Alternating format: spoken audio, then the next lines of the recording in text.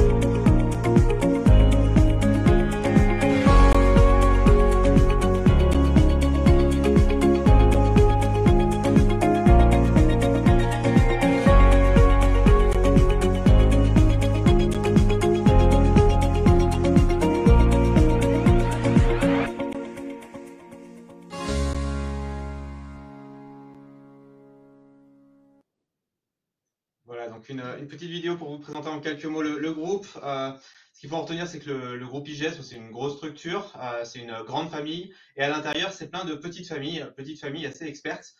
Donc nous, l'IPI, on est l'école informatique du groupe IGS, donc une des filières métiers du groupe. Donc on a été fondé en 1982 déjà à Paris, donc une assez ancienne école. Et à l'heure où on voit pousser des formations qui se cherchent un peu dans l'informatique, sachez que voilà, nous on bénéficie quand même d'une pédagogie qui est assez à la fois ancienne dans le sens où on a de l'expérience et tout de même très orientée sur l'innovation et sur le besoin de nos différentes entreprises. Un petit message d'erreur. Non, c'est juste une petite fenêtre. Une petite fenêtre, on va enlever. Hop, voilà. Donc l'école informatique du groupe IGS, pour vous donner quelques chiffres, alors à la fois c'est une grosse structure, un gros campus, puisque sur le campus, il y a près de 10 000 apprenants. On est donc sur le campus René Cassin, HEP, à Lyon-Gorge-de-Loup, donc très accessible, dans tout transport en commun, voiture, on n'est pas loin des autoroutes et ainsi de suite, on est vraiment très accessible sur le campus. Mais à la fois, voilà, c'est une petite famille, puisque nous, à Lyon, c'est 300 apprenants. C'est une taille, je dirais, où on arrive à encore tous se connaître. Je ne vais pas dire que je connais tous les noms de tous les apprenants, mais quand même, voilà, vous n'êtes pas perdus dans cette structure. L'IPI, donc, on forme sur 2 grandes filières. La première qui ne nous concerne pas tellement aujourd'hui, c'est la filière de ce qu'on appelle l'infrastructure, donc l'administration système, réseau, base de données et cybersécurité, tout ce qui va être, on va dire, les couches un peu basses, l'infrastructure informatique qui permet justement aux applications de tourner. Et puis la deuxième, c'est la filière de conception et développement d'applications numériques. Donc on est, je dirais déjà, nous IPI, assez spécialisé, mais en plus, un filière métier qui est quand même assez spécifique sur l'informatique, mais en plus, nous, on cible vraiment 2 filières. On ne couvre pas tous les domaines de l'informatique, on couvre bien ces deux domaines-là. Ce que je vous propose aujourd'hui, on va parler développement d'applications numériques, on va parler développement full stack, on va vous expliquer tout ça, vous parler un peu du programme. Mais avant, ce qu'on voulait, alors c'est des journées qui sont encore virtuelles, parce que voilà, on est encore sous contexte du Covid, mais pour autant, on a su démontrer notre capacité à travailler à distance, à communiquer à distance. Et donc, on voulait quand même vous faire sentir ce que c'est que notre campus. Et pour ça, on a une petite vidéo sur vraiment le bâtiment. C'est 2 campus, c'est 2 bâtiments qui sont à 5 minutes l'un de l'autre, sur 22 000 m². L'ensemble des ressources sont mutualisées, sont modernes. Vous allez y trouver donc des salles de classe très modernes, comme vous allez le voir. Une infothèque, à la fois un espace physique, mais aussi un espace numérique de ressources, donc notamment de livres, de revues, tout ce qui permet voilà, de s'informer. Et puis des ressources pour se restaurer, et puis des espaces aussi de fun pour pouvoir avoir du bon temps dans ces années d'études. Voilà. Charlotte, si tu veux nous plonger dans l'environnement du campus pendant un peu plus de 2 minutes.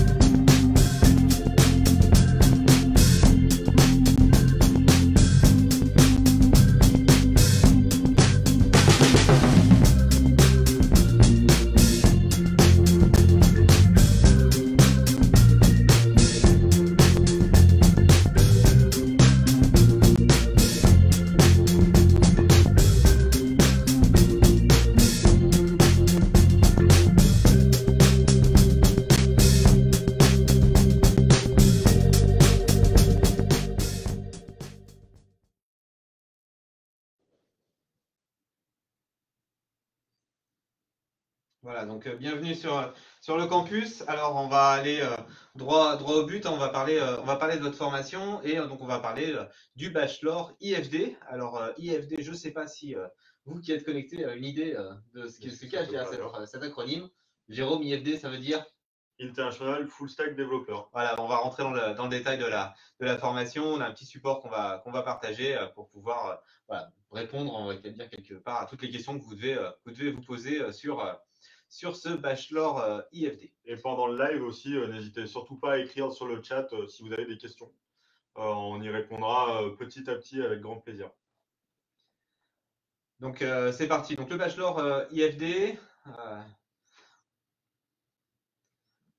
donc c'est un des cursus de la filière du développement d'applications numériques. Alors ce qu'il faut bien voir, c'est que le développement d'applications numériques, c'est un secteur en plein développement.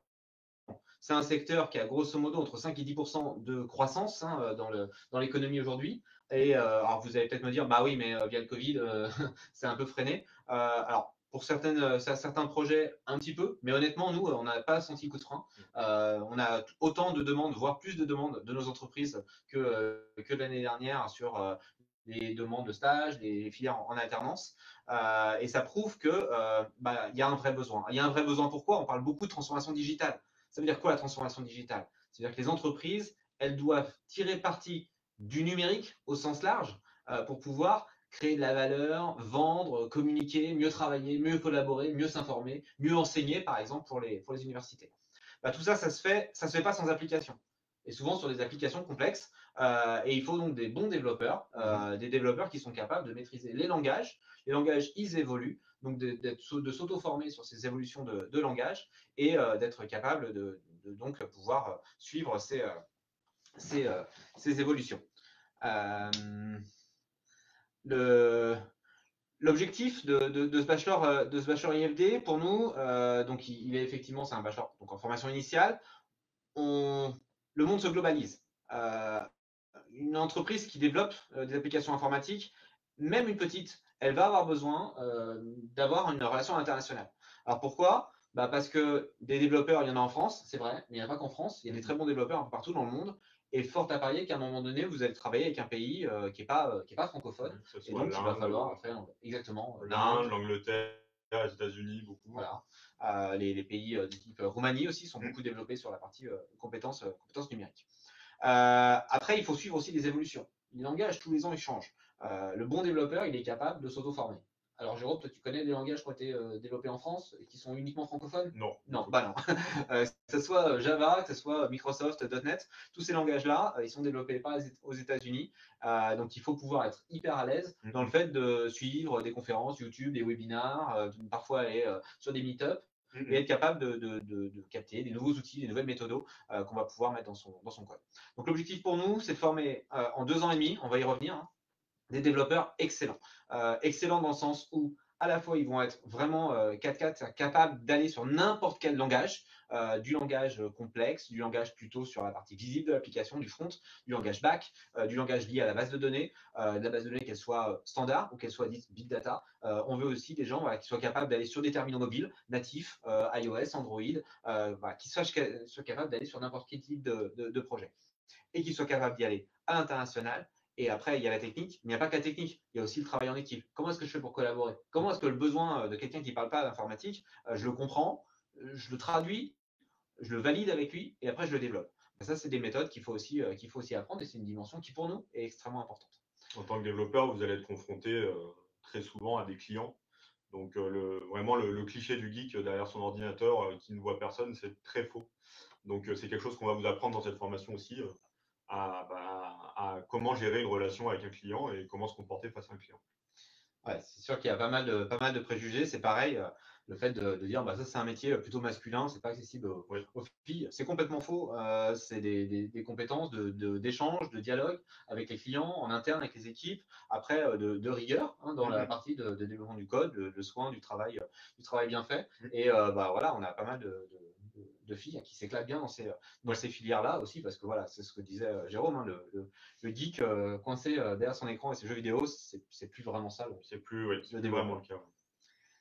Charlotte, si tu veux passer à la slide suivante. On a un peu de délai dans les slides. Merci. Donc le développeur full stack. Alors full stack, ça veut dire quoi ? C'est un terme technique qui veut simplement dire être à l'aise à la fois sur la partie visible de l'application et sur la partie invisible.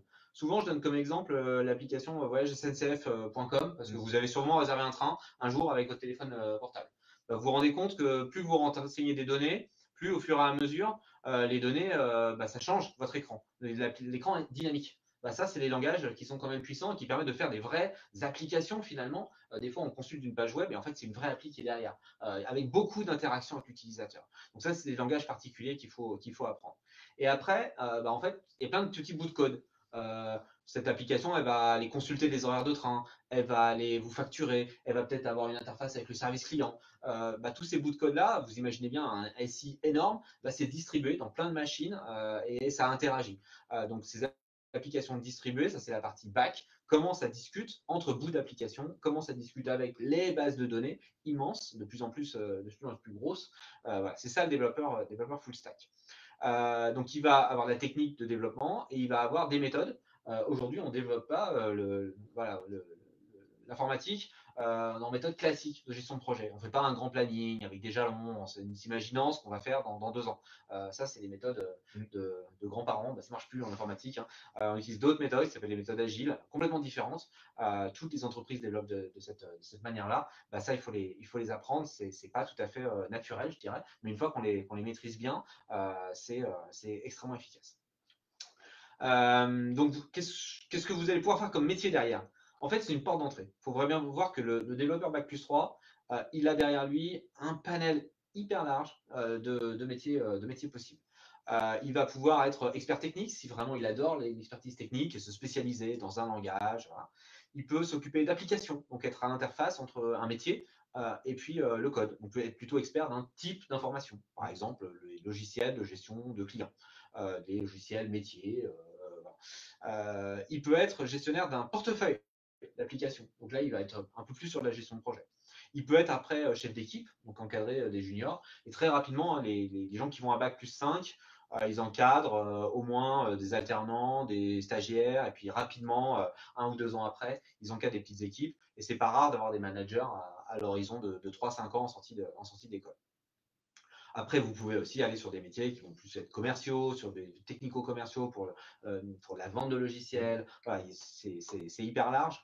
Il y a pas de, on s'ennuie pas, je dirais, dans les métiers du numérique. Donc ça, c'est les métiers que vous pouvez faire, et notamment donc après un Bac+3, c'est plutôt des métiers techniques si vous voulez rentrer dans le monde du travail. Et donc c'est ces métiers techniques-là que vous allez faire. Mais vous pouvez aussi poursuivre vos études. Chez nous, c'est notamment un titre qu'on appelle chef de projet ingénieur logiciel ou encore lead développeur. C'est une double compétence technique. Vous continuez à approfondir votre expertise, notamment sur des outils, sur des méthodes, sur des frameworks, des choses comme ça que vous n'avez pas eu le temps de voir jusqu'au Bac+3. Et puis beaucoup sur tout le reste. C'est comment est-ce que je vais vérifier que mon projet il est rentable, comment est-ce que je vais fédérer mon équipe, comment est-ce que je vais accompagner le changement. Voilà, ça c'est les compétences de Bac+5. Mais là, on va se centrer vraiment sur le programme du Bac+3.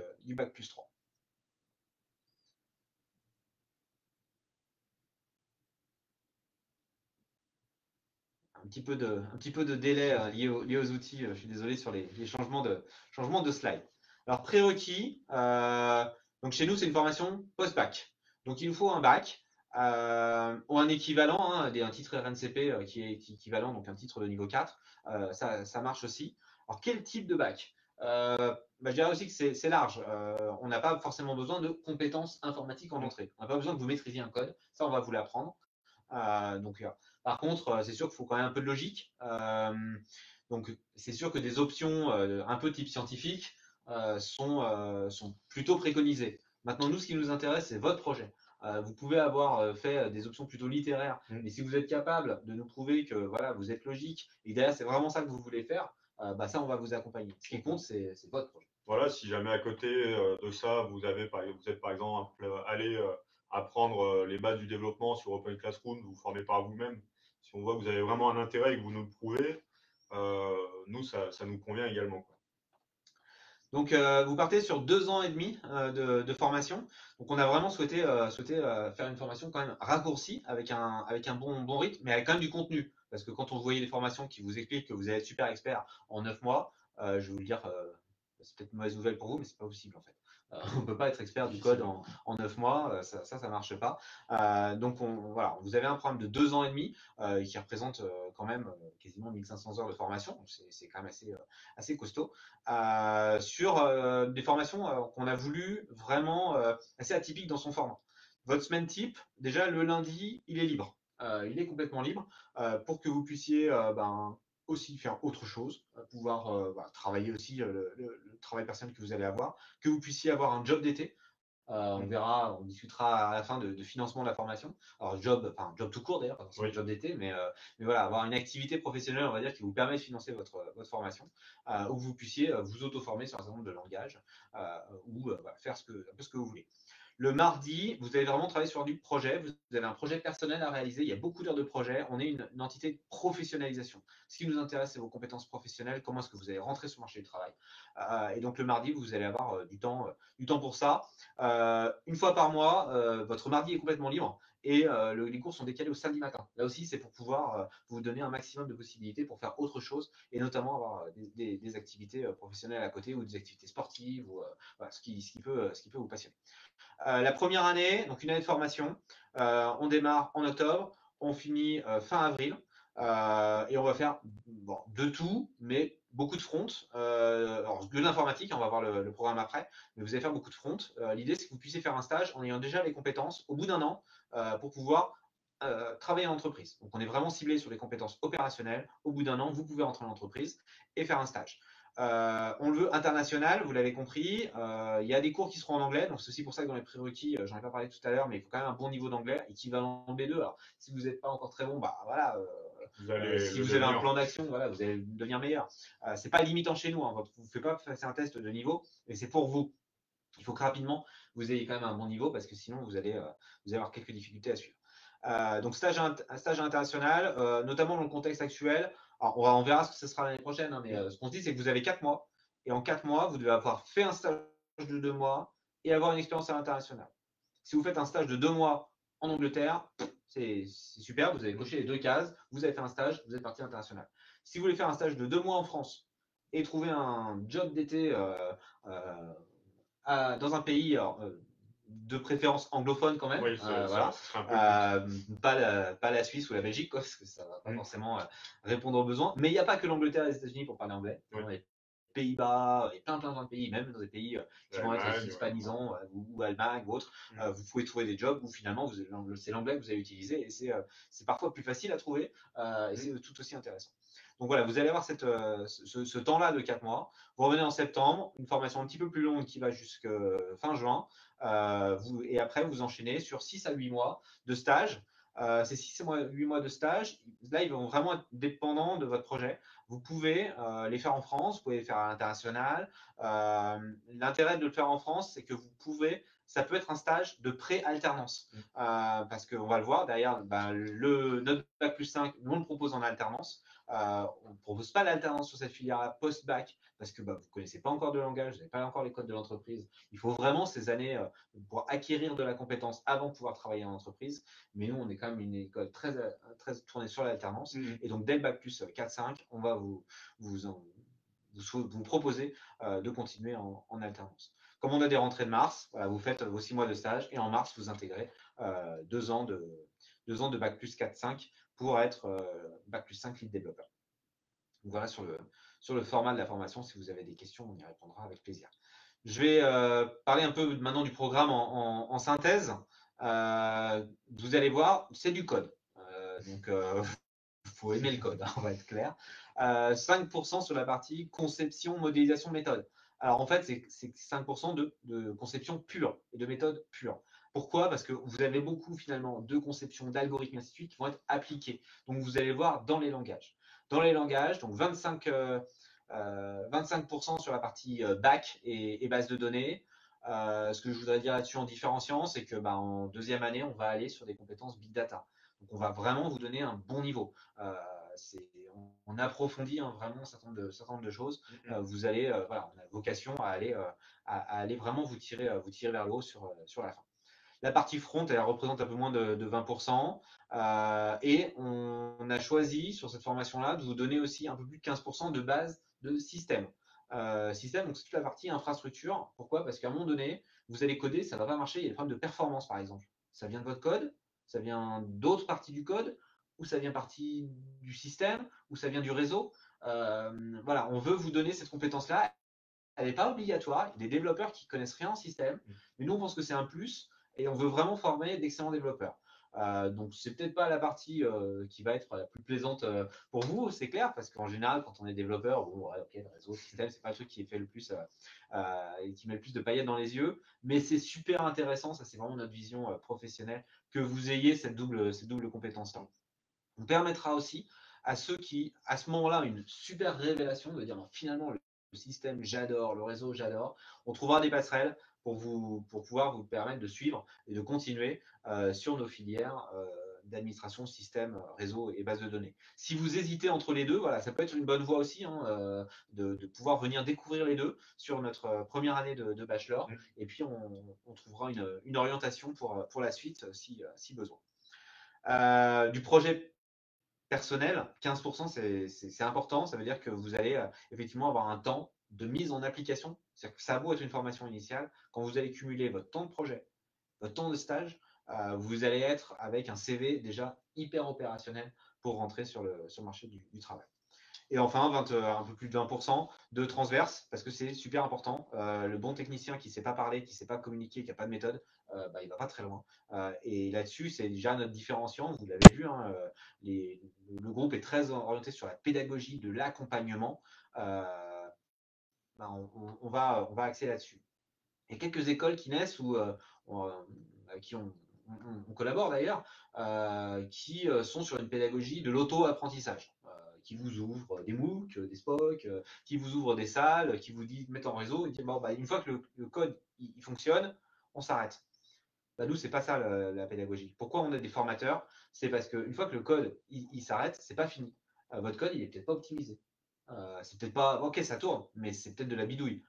Comment est-ce qu'on fait pour avoir un code qui est professionnel, qui est robuste, qui va être efficace, qui va être performant, qui va utiliser moins de ressources possibles, qui va être bien documenté? Peut-être que la manière dont vous écrivez votre code, un autre développeur il passe derrière, il ne comprend rien. Ou alors c'est limpide, vous avez su le documenter, vous avez su le décrire, et n'importe quel codeur il arrive et puis il peut prendre la suite. C'est ça dont on a besoin en entreprise. Comment est-ce que vous allez le présenter aux utilisateurs avec un langage qui n'est pas un informaticien? L'utilisateur, ils sont fous de savoir si c'est du Java, du .NET, du ceci ou du cela. Voilà, il veut savoir que ça tourne. Voilà, sur le programme, juste une philosophie sur les langages. On aura peut-être des questions. Vous allez voir différents langages, sachant que nous, on est très orienté Java. Pourquoi? Parce que c'est le besoin des entreprises. On a énormément de Java qui est demandé sur la plaque d'Auvergne-en-Alpes. Et parce qu'on pense qu'il faut bien approfondir un langage à fond, aller jusqu'au bout des choses les plus complexes. Après, faire la même chose dans une autre langue, c'est comme parler anglais et parler espagnol. Si on vous fait un peu d'anglais, un peu d'espagnol, un peu de latin, vous saurez dire bonjour, comment ça va, et commander une pizza. Mais vous ne saurez jamais aller beaucoup plus loin. Finalement, en informatique, c'est un peu pareil. Donc, on veut vraiment vous pousser dans un langage, faire la transposition après, vous saurez faire. Alors, vous verrez quand même un peu de tout, parce qu'il y a une introduction au .NET aussi, qui est le langage de Microsoft, mais vous aurez vraiment une vraie maîtrise du Java de A à Z. Si vous avez des questions sur le programme, là, vous envoyez une synthèse. N'hésitez pas soit à nous poser la question, à venir nous voir. Quand on fait des journées portes ouvertes, sur les portes ouvertes, on approfondit. Et en tout cas, voilà, candidatez, vous aurez le programme détaillé. On est hyper transparent sur l'ensemble des modules. Donc, n'hésitez pas à venir nous voir, à demander à Jérôme. On vous renseigne et on vous explique heure par heure tout ce qu'il y a dans le programme sans aucune difficulté. Les stages, j'en ai parlé, donc pour retenir, un stage plutôt orienté front la première année avec une expérience internationale et un stage plus complet, de 6 à 8 mois, qui vous permet d'intégrer l'alternance au niveau du master. Voilà, donc sur le programme, moi j'ai à peu près terminé. Vous vous dites sûrement, mais c'est super, c'est génial. Comment on fait pour rentrer à l'IPI? Zut, j'ai raté Parcoursup. Oui, alors effectivement, il y a encore possibilité de postuler, bien heureusement. Je sais qu'il y a certainement certains d'entre vous qui sont déjà admis sur ce parcours, donc félicitations à vous. Pour ceux qui n'auraient pas encore postulé, donc c'est très simple. On a fait en sorte que tout soit encore faisable directement en ligne. Donc, vous pouvez le faire directement via notre site web, donc hippie-école.com. Vous aurez un petit onglet candidature en ligne sur votre droite. Vous choisissez la formation Bachelor IFD. Et par la suite, on va donc vous demander un CV et vous demander des pièces complémentaires pour avoir votre dossier complet. On vous enverra également des tests à réaliser de chez vous. Donc, c'est des tests en ligne qui ne sont pas éliminatoires, mais qui permettront par la suite à nos recruteurs d'avoir une vision plus globale de votre candidature sur différents domaines, le français, l'anglais. On a peut-être un petit peu de dev front, mais très Ouais, léger. on a du positionnement vraiment sur les bases de dev. C'est des tests qui sont pas éliminatoires parce que, comme on l'a dit, Voilà, on ne demande pas un niveau demande pas un technique. niveau, mais ça nous permet de savoir, notamment si vous nous racontez que vous êtes hyper bon, bah, voilà, Voilà. ça permet de vérifier. Ça permet Vérifier d'avoir un voilà, peu et une d'avoir vérification un- sur votre discours en entretien. Et donc, l'entretien viendra par la suite. On va vous donner une date d'entretien qui se fait également en ligne, en visio, avec un de nos recruteurs. Donc, c'est des professionnels de l'informatique qui vous reçoivent. Voilà, donc ils vont évaluer vos motivations, pourquoi vous postulez dans cette formation, quelle vision vous avez de la formation, est-ce que c'est vraiment ce que vous voulez faire, est-ce qu'on peut vraiment vous apporter réponse à vos besoins. Donc ça, c'est quelque chose qu'il va regarder. Il va regarder aussi s'il pense que vous êtes apte à suivre le programme, tout simplement. Euh, Sinon, on sera très content de pouvoir vous réorienter vers d'autres formations. Et si jamais vous êtes qualifié pour rentrer à l'IPI, on sera très heureux de vous le dire dans les 5 jours ouvrés qui suivent votre entretien d'admission. Donc voilà, donc ça c'est pour la partie, vraiment tout le processus d'admission pour intégrer l'IPI en tout cas sur cette formation qui est une formation initiale. Et donc, effectivement, une fois que que vous serez admis, en tout cas, dans le centre de formation, pour que vous soyez inscrit, il y a donc un financement, puisque c'est une formation initiale, en termes de coût. Donc, on est sur un coût de 7 100 euros l'année, sachant qu'on fait payer 2 ans pour un bac plus 3.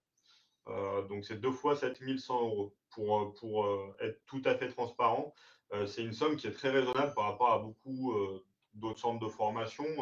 Voilà, on a une offre de lancement qui est assez basse parce que c'est la première année qu'on va ouvrir ce bachelor. Et donc, effectivement, c'est une belle opportunité de pouvoir en profiter. Et on a mis en place aussi quand même différentes offres, en tout cas, ou bourses d'études, comme on peut le dire, pour aider certains d'entre vous à financer cette formation. Donc, on a effectivement des bourses d'études qui sont liées à la performance académique pour les personnes qui ont obtenu récemment le bac, avec des mentions très bien, avec des mentions de bien. Donc, on est sur des bourses qui sont de 500 euros ou 250 euros à l'année. Donc, c'est des bourses sous forme de réduction, c'est-à-dire que vous paierez moins cher votre année scolaire. Des performances sportives, donc si parmi vous il y a des sportifs ou des sportifs de haut niveau, il y a une bourse de 300 euros. Une bourse famille, on va dire, si un deuxième enfant de votre famille accède au groupe IGS, il y a une réduction de 10% sur la formation. Pour les alumni, donc pour les personnes qui ont déjà été diplômées du groupe IGS et qui auraient un enfant qui suit notre formation, effectivement, on aurait une fois de plus 10% de réduction. Et une autre bourse qu'on a mis en place dernièrement, qui est une bourse d'entrepreneuriat social et solidaire, ou solidaire d'ailleurs, donc 300 euros également pour les personnes qui auraient mené des projets d'entrepreneurs, en tout cas plutôt dans le domaine associatif, et de façon significative. Voilà. Donc je ne sais pas si tu voulais rajouter Non, bah, je ferai quelque un chose petit par rapport au financement. à la fin. Ok.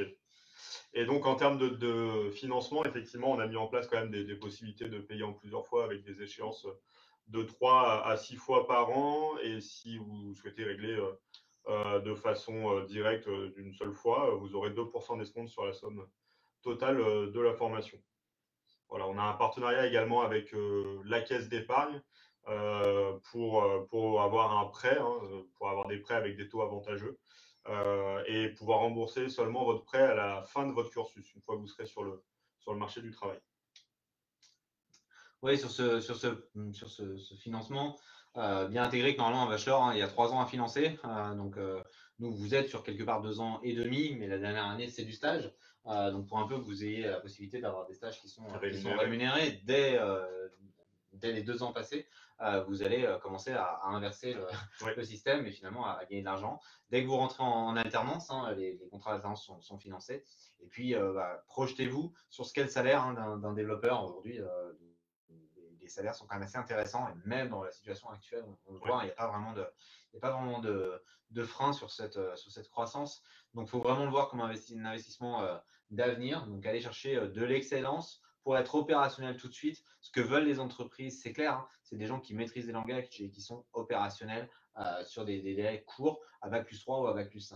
Donc aujourd'hui, nous, les taux d'embauche sur ces filières-là, comme sur toutes les filières informatiques, elles frôlent les 100%, et les quelques pourcents qui sont en dessous, c'est des gens qui veulent faire des voyages et qui se donnent un peu le temps avant d'entrer sur le marché de l'emploi, mais vraiment, vous avez plutôt l'embarras du choix. Donc, c'est projetez-vous. C'est sûr que quand on est post-bac, c'est un peu difficile de se projeter comme ça et de dire, ah bah oui, ça coûte un peu d'argent, certes, mais c'est vraiment un investissement pour la suite. Ce qu'il faut voir aussi, c'est que du coup, si vous voulez aller jusqu'au Bac+5, nos 2 dernières années sont en alternance. Donc au final, vous aurez payé 2 années d'études sur 5. Les 2 dernières années ne sont pas payantes, puisque c'est l'entreprise qui prendra en charge le coût de votre formation. Donc c'est quand même assez avantageux en termes de financement. Voilà, donc je pense qu'on a traité le sujet du financement et des bourses. On arrive pas loin de la fin. Avant de laisser la parole à Kevin pour son témoignage. Oui.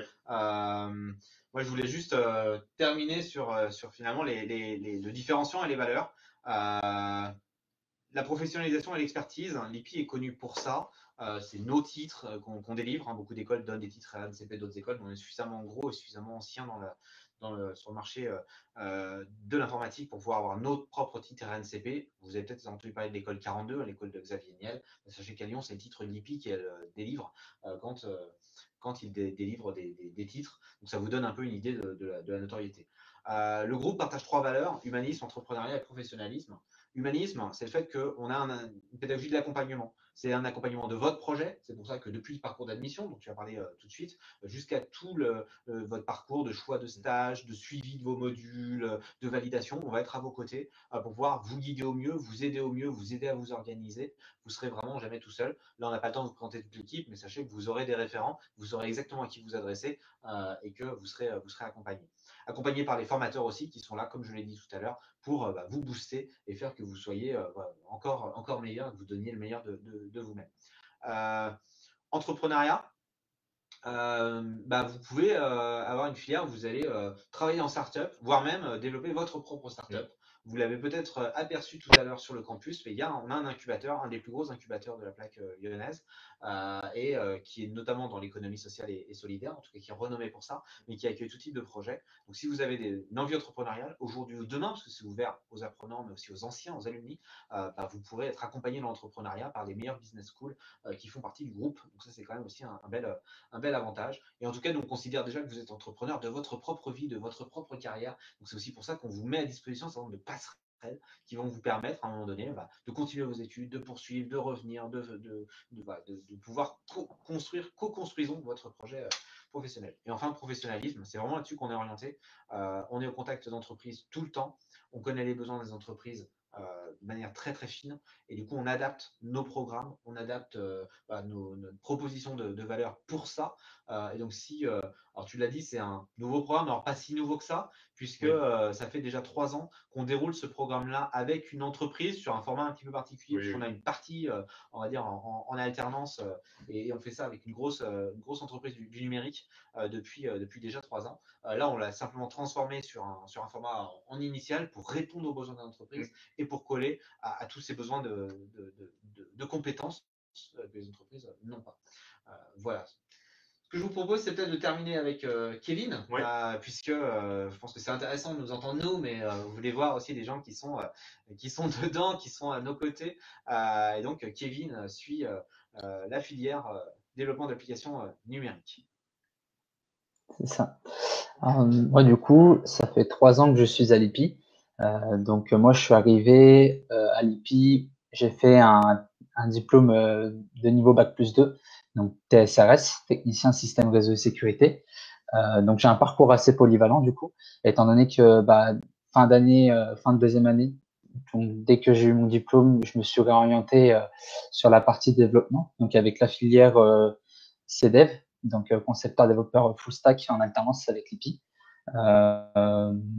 Donc c'est une filière que vraiment j'ai beaucoup aimé.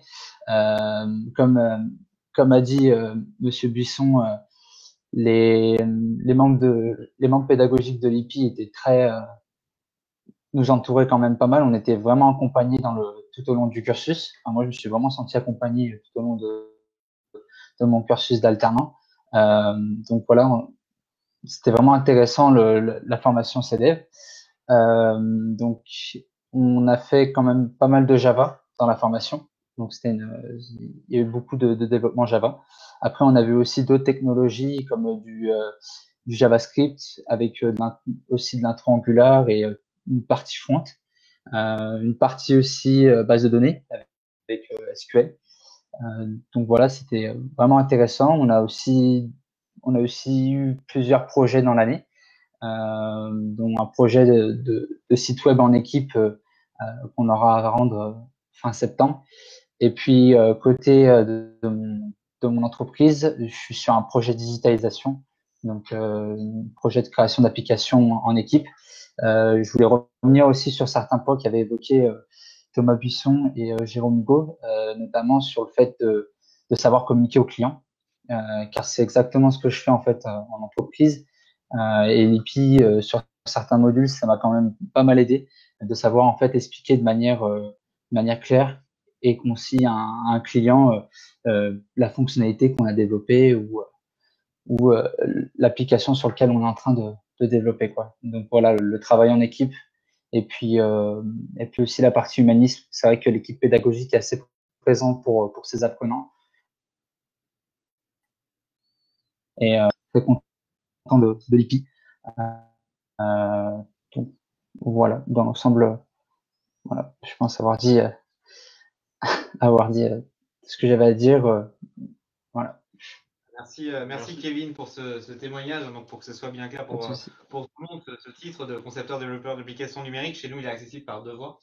Celle de, voilà, qu'on pousse aujourd'hui, c'est la voie post-bac en formation initiale, donc sur un programme qui dure 2 ans et demi. Mais sachez que pour des gens qui auraient déjà un bac plus 2 en informatique, vous pouvez effectivement y accéder en un an, et cette fois-ci en alternance sur le titre concepteur développeur que fait Kevin, ce qui au final voilà, vous amène au même titre de concepteur développeur d'applications numériques et avec des programmes tout à fait similaires. C'est sûr que post-bac, on démarre de plus bas, donc on va venir revoir un certain nombre de bases en informatique. Ce que là, Kevin a dû faire en mode accéléré, puisqu'on parlait tout à l'heure de l'accompagnement des programmes atypiques. Ben, c'est ça, Kevin a démarré en filière système et réseau, et puis c'est dit finalement, moi, c'est le dev que j'aimerais bien faire. Donc on a accompagné en adaptant, en ajustant, en faisant une passerelle entre les deux, ce qui aussi a dû te demander, Kevin, un peu de travail personnel aussi complémentaire, mais qui t'a permis de Ouais,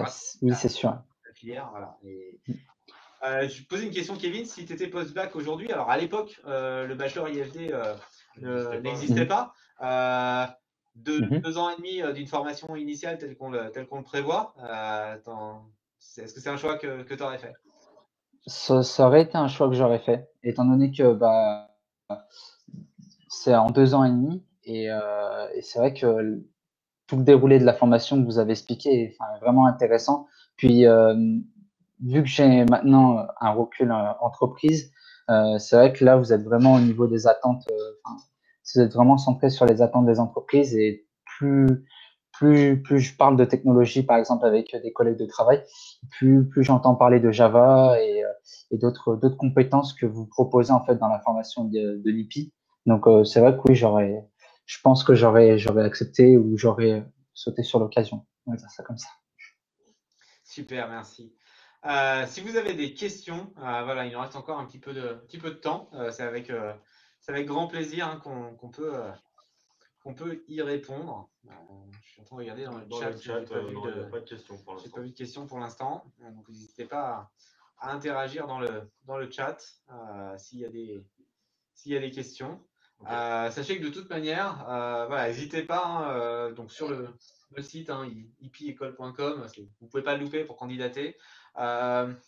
peut-être un mot qu'on n'a pas évoqué, parce que pour nous, c'est tellement évident, mais je sais que ça n'est pas pour tout le monde. La candidature, elle, par contre, ça coûte combien la candidature, Ah oui, Jérôme? oui, c'est vrai que la candidature est gratuite. Ah Du oui, coup, la candidature est gratuite, il n'y a pas de frais de dossier. Donc, et vous allez passer, alors en ce moment, on fait un entretien. Il nous arrive d'en faire deux dans le processus normal. Là, c'est vrai qu'avec le Covid, on a un peu réduit, c'est un entretien visio avec un professionnel, soit de ressources humaines qui recrute en IT, soit des experts techniques qui vont discuter avec vous de votre projet. Donc certes, c'est pour vous admettre et vérifier que vous avez le niveau, mais c'est surtout un entretien conseil. Donc vous avez un entretien conseil qui, quelque part, est gratuit. Donc, profitez-en. Voilà, c'est quand même toujours intéressant et ça va vous permettre d'échanger sur votre projet. Donc, ipecole.com, vous ne pouvez pas louper, recruter. Et puis, si vous avez des questions, vous n'hésitez pas à revenir vers nous. De manière individuelle, on y répondra. On passera le temps qu'il faut pour répondre à toutes les questions que vous pouvez avoir sur le contenu de la formation, sur la recherche de stage, sur la pédagogie, sur le campus, sur ce qu'il faut. Et puis même, on peut vous accueillir. Aujourd'hui, on ne peut pas faire des accueils massifs encore sur le campus, mais à titre individuel. Voilà, si vous voulez venir visiter nos locaux, ça c'est quand même un élément aussi c'est un plus. Ouais. qui est un plus. Les locaux sont quand même plutôt sympas. Alors c'est sûr que quand on est confiné, et encore, j'allais dire quand on est confiné, on n'en profite pas. En fait, nous, voilà, confinés, on a quand même des moyens informatiques assez importants et on a pu, voilà, avec l'engagement aussi des formateurs et puis les apprenants aussi qui nous ont aidés et qui ont dynamisé l'ensemble. On a annulé très peu de cours du fait du Covid. On a mis nos cours en distanciel, Microsoft Teams, et on a continué à assurer les cours. Encore aujourd'hui, on avait des soutenances et on déroule notre programme exactement comme c'était prévu, avec quelques frustrations. D'habitude, après les soutenances, on aime bien boire un verre. Voilà, on a bu un Là, c'est verre. pas possible. mais voilà, on déroule vraiment comme c'était prévu. Globalement, les stages, les alternances sont passés aussi parce qu'en informatique, contrairement à l'idée reçue, non, il n'y a pas eu de gros coup de frein. Au contraire. Les entreprises comprennent que sans informatique, c'est compliqué. Donc nous, on a plein de demandes. Donc voilà, n'hésitez pas à postuler. Vraiment, investissez sur un métier d'avenir. Je dirais que dans le monde de la formation, qu'on commence à bien connaître, il y a beaucoup de formations qui se créent pour des envies de formateurs ou des envies d'université. Voilà. Nous, c'est pas ça. On crée des formations pour les besoins de nos entreprises. Et vraiment pour offrir des compétences et des parcours de formation qui répondent à des vrais tremplins de carrière. Donc n'hésitez pas, c'est vraiment des métiers qui sont en explosion depuis déjà quelques années et pour encore ouais. très longtemps. Alors je vois qu'il y a une question, je me rapproche de l'écran parce qu'on voit un peu petit. Comment ça se passe, le cycle préparatoire du métier de l'informatique pour les cours et l'admission? Alors ça, c'est une formation c'est une question du coup sur une autre formation qui est notre CPMI. Donc je vais répondre quand même à la question, même si c'est pas exactement l'objet du live de ce soir, mais avec plaisir. Donc effectivement, on a une formation infra-bac, ce qu'on appelle, c'est-à-dire avant le bac, pour des gens qui n'ont pas encore le niveau bac, qui est aussi une formation en initiale, qui dure 6 mois et après qui se suit de 2 mois de stage. L'admission, c'est le même processus. De toute façon, toutes nos formations suivent le même processus. Vous postulez, toutes nos formations sont accessibles sur le site. Vous postulez en ligne, vous envoyez vos documents. En général, c'est des documents administratifs, copie de carte d'identité. Si vous êtes en formation aujourd'hui, on va vous demander vos bulletins et ce genre de choses. On vous envoie des tests qui sont adaptés au niveau. Donc, chaque formation a son test. C'est des tests, il y a un peu de logique, il y a un peu de français, un peu d'anglais, et puis un peu d'informatique, mais c'est juste pour voir votre niveau. Et puis là, vous êtes convoqué à un entretien et on vérifie que vous êtes bien motivé pour l'informatique. C'est surtout la motivation qui compte, parce que là, on n'attend pas de niveau. En infra-bac. Voilà. Et puis, cette formation elle est généraliste. Vous allez faire à peu près 30% de développement, 40% on va dire, maintenance des systèmes, et puis le reste de transverse, pour pouvoir justement choisir votre filière derrière. Soit les filières des deux que j'ai à l'IPI, soit d'autres. Il y a des filières de web design, des filières plus artistiques que nous, on n'a pas à l'IPI, mais on va vous accompagner aussi pour vous présenter les formations qui peuvent exister ailleurs, dans le groupe ou ailleurs, pour répondre à votre projet professionnel. En termes de financement, sur le CPMI, on est sur 6 100 €. Ça peut être financé parce que c'est un statut particulier, c'est pas un statut d'étudiant, autant le bachelor FD sur un statut d'étudiant. Là, vous serez stagiaire de la formation professionnelle, qui a un statut particulier, qui peut être financé par Pôle emploi. Alors, on va se le dire franchement, cette année, les financements de Pôle emploi, ils sont fléchés un peu ailleurs. Donc, c'est un peu plus difficile sur cette formation-là. Voilà, j'espère que j'ai répondu à la question sur le CPMI. Et le CPMI, il vous délivre un titre de niveau 4 donc équivalent au baccalauréat. Mm. Ça peut être une porte d'entrée, notamment soit pour rentrer sur le monde du travail. Voilà. Les métiers types, c'est technicien support. Je vais donner un exemple simple sur le campus. C'est plein de PC, de vidéoprojecteurs, d'imprimantes, ainsi de suite. Les techniciens qui s'en occupent, qui font la maintenance curative, qui font la maintenance préventive, qui câblent, qui installent les nouveaux logiciels, ainsi de suite. On en a pas mal qui viennent de notre formation. Donc c'est typiquement le genre de job que vous pouvez avoir en sortie. C'est une formation qui peut être très ouverte à la reconversion. Des gens qui sont en initiale, mais aussi des gens qui ont déjà le premier parcours. J'ai en tête un tatoueur qui avait eu un accident de la main et qui du coup ne pouvait plus tatouer. Il avait 40 ans, il n'avait pas le bac, du coup voilà, il s'est reconverti grâce à cette formation-là. Et puis lui par exemple, il est parti faire du web design, parce que ce qu'il voulait c'était faire du truc un peu créatif, ce qu'on n'avait pas à l'IPI, on l'a accompagné dans une formation web design. Voilà pour le CPMI. Est-ce que vous avez d'autres questions? J'espère qu'on a répondu à. Pas d'autres pour l'instant. Pas d'autres pour l'instant. S'il n'y a pas d'autres questions. De toute manière, si vous avez d'autres questions. Moi, je voulais juste rebondir. Vas-y, Kevin. Je voulais juste rebondir sur le fait que vous avez dit à propos du distanciel. C'est vrai que même nous, les apprenants actuels de l'IPI, on n'a pas ressenti le décalage ou le fait d'avoir des difficultés à faire les cours. C'est vrai que ça s'est plutôt bien passé dans l'ensemble. On a pu même continuer nos examens et tout. Donc voilà, juste dans l'ensemble, ça s'est très très bien passé. Donc voilà, c'était juste pour rebondir sur ça. Merci Kevin sur ce témoignage. Donc effectivement, est-ce que le CPMI, j'essaie de comprendre la question, c'est une porte d'entrée pour débuter le CPMI. Le CPMI, c'est une formation avant le bachelor, qu'on soit clair. Le bachelor, on doit avoir un niveau bac. Faut le voir à l'inverse. Est-ce que le CPMI, si on n'a pas le niveau bac, c'est une bonne porte d'entrée pour continuer sur le bachelor? Oui, oui, très clairement, c'est effectivement, ça va dans la continuité de notre CPMI, c'est notre porte d'entrée sur les deux filières. On va pouvoir faire du développement. Et on a vraiment les gens qui font les deux. Et aujourd'hui, on était un peu bloqué parce que justement, en n'ayant pas de formation post-bac en dev, on offrait plutôt de la filière infra, mais on a vu aussi effectivement plus de demandes pour faire du développement. Donc c'est pour ça aussi que le bachelor est là pour répondre à ces demandes. Ah, c'était une affirmation. Effectivement, merci. C'est clair. Bon, du coup, merci à tous. Vous étiez assez nombreux à être connectés ce soir. Donc, merci encore. Vous avez l'adresse mail qui s'affiche si vous avez la moindre question. Ça, c'est une adresse qui nous arrive. Direct sur l'équipe communication, donc avec Jérôme et Charlotte ou moi ou une autre Charlotte. Et vous n'hésitez pas à nous poser toutes vos questions et on vous répondra avec plaisir. Et puis encore une fois, si vous voulez venir nous rencontrer, là on n'a pas de séance prévue vraiment en présentiel de manière massive du fait de la situation et puis il y a aussi de la période dans l'année. Dernier petit élément, on a déjà pas mal de candidatures. Donc c'est sûr que là ça se remplit quand même vite. Donc on vous dirait de ne pas tarder. Et un élément aussi que je vous livre là, c'est que on a choisi même si c'est une formation qu'on a déjà déroulée, c'est vrai que c'est quand même sur un format initial, un lancement. Et nous, le choix qu'on fait sur les lancements, c'est de faire les lancements à petits effectifs. Alors, de toute façon, nos effectifs, c'est maximum 25. Et là, on a fait le choix de faire un lancement à 15. Donc, 2 ans et demi dans une classe de 15 avec les formateurs. Voilà, c'est aussi un avantage. Ça, on ne va pas pouvoir le garder dans la durée. Rapidement, sinon, vous serez 25 dans les classes de bachelor. Mais l'année prochaine, on va limiter à 15 pour pouvoir s'assurer du bon accompagnement. Je ne dirais pas de la pédagogie, parce que la pédagogie, ça en maîtrise, mais notamment pour pouvoir bien caler vos suivis, vos projets, vos envies, vos stages, la suite, et être très très proche de vous. On a cette philosophie cocoonée, c'est peut-être ça qu'il faut retenir du groupe. C'est un grand groupe, donc vous êtes vous bénéficiez des infrastructures, vous bénéficiez, on se sent vraiment dans une grande université. On a envie de faire des études, on n'a pas envie d'être dans un petit boui-boui. Je crois que quand vous voyez les images du campus, on a vraiment à venir les voir. On est quand même dans quelque chose qui est plutôt sympa.